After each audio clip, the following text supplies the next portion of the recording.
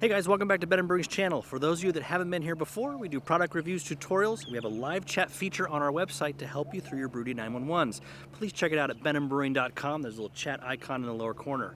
Today's video is actually a follow-up experiment on our Should You Squeeze the Grain Bag video. We're actually going to repeat the experiment, but this time ferment it all the way out to make sure that there's no flavor carryover in the finished beer. Let's check it out.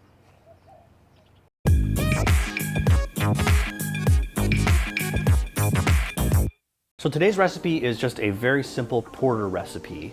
If you do want the recipe, comment below and I'll make sure I put that in the comments. We were more focused on just the experiment today versus the recipe, so if you do want the porter recipe, depending on how it comes out, definitely message below. So the process for this took some creativity to figure out how to make it work. So we basically took our grain bill, and after we weighed all the grains out, we gave it a really good stir to make sure all the grains were mixed between the light and the dark grains. We wanted it to be very even across the entire batch. We crushed our grain, which further mixed things up, and then we weighed out our grain evenly between two different buckets to make sure we were splitting the batch in half. Each of those buckets was put into a separate grain bag, and both of those bags were then put into the mash tun at the same time. And we basically mashed all of the grain together, but separated by their bags.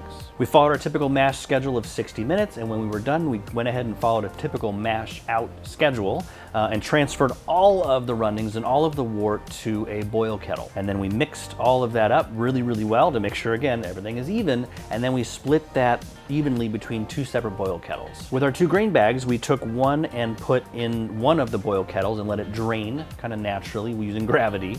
And then the other grain we actually squeezed into our other boil kettle. From there, we followed the typical boil and hop schedule, hopped them both, and at the end of the boil, we put them both into two separate fermentation vessels. We oxygenated both, we pitched the yeast, and we let them run. Once fermentation was complete, we went ahead and crash cooled it, and we've carbonated both of the beers, and we haven't tasted them yet. So let's talk about how we're going to actually do the tasting and see if we can determine which of those beers has the squeezed grain.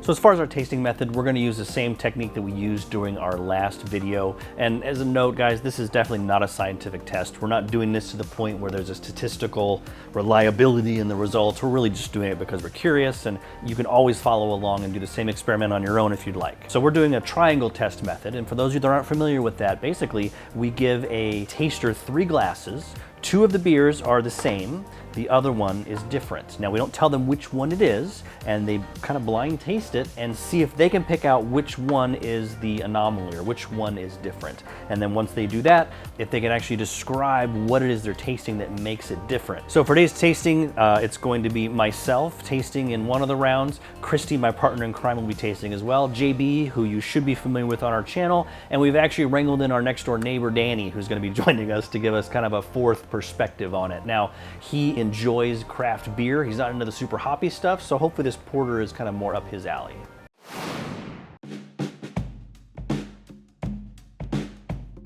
I have a feeling this is going to be harder than last time. I think that one tastes You think it's that one? Okay. What color we got? green. That is incorrect. Yeah, it was actually red. Really? Yes.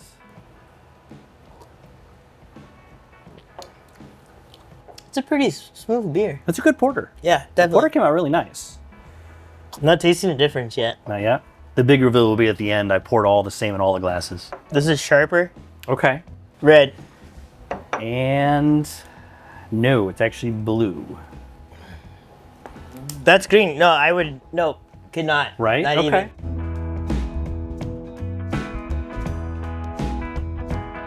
Very tasty. Thank you. Not as tangy as that, but very smooth. Okay. Smells nutty.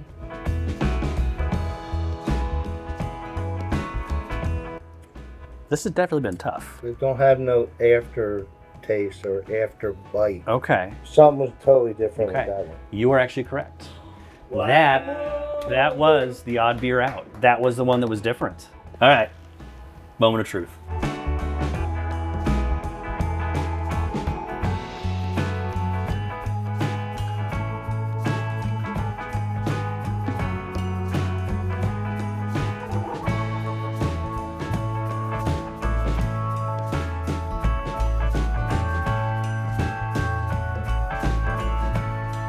I think that's the odd man out, but I'm trying to figure out if that was squeezed or not squeezed.